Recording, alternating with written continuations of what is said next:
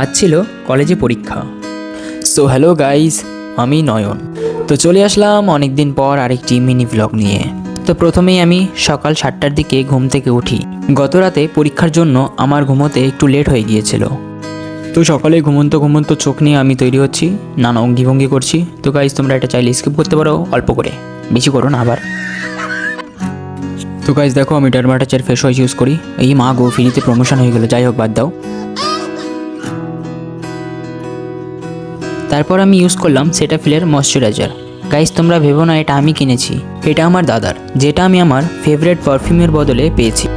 আজ কলেজের ড্রেস পরার সময় আমার কিছু কথা বড্ড মনে পড়ল। কিছুজন আমায় বলে আমার ড্রেসিং সেন্স নাকি অনেক খারাপ, এরূপ ড্রেসিং সেন্স পরলে নাকি মেয়ে জুটবে না কপালে।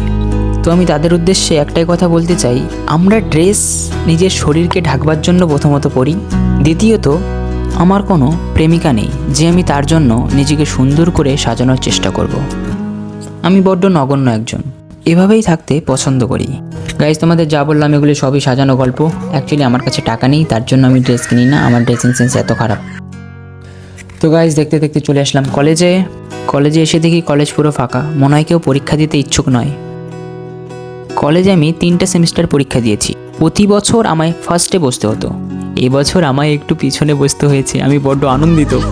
তারপর পরীক্ষা শেষ করে স্যারের আদেশে আমি পৌঁছে যাই অফিস রুমে কিছু যাবতীয় কাজের জন্য। কিছুক্ষণ লাইনে দাঁড়াবার পর আমার যাবতীয় কাজটা আর হয় না, তাই আমি চলে যাই বাড়ির উদ্দেশ্যে। ও না, সরি, রুমের উদ্দেশ্যে। বাড়ি তো শান্তির জায়গা, রুম তো জেলখানা। তারপর আমি আর খোকন ব্রেকফাস্ট পয়েন্টে ব্রেকফাস্ট করে চলে যাই রুমের উদ্দেশ্যে। তারপর রুমের অনেকটা কাছে এসে দেখি কিছু গ্যাংস্টার আমায় ফলো করছিল এবং দ্রুত সেই আতঙ্কে আমি রুমে ঢুকে যাই এবং জামা কাপড় খুলে ঘুমিয়ে পড়ি।